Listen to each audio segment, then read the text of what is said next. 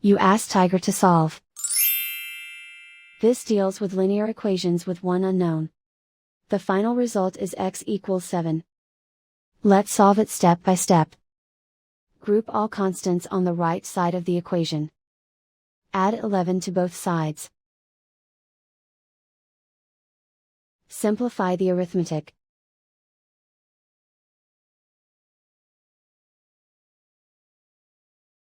Isolate the x.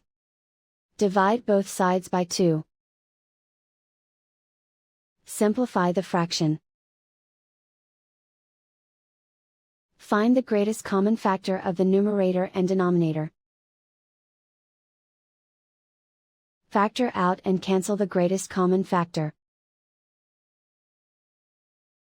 And so the final result is x equals 7.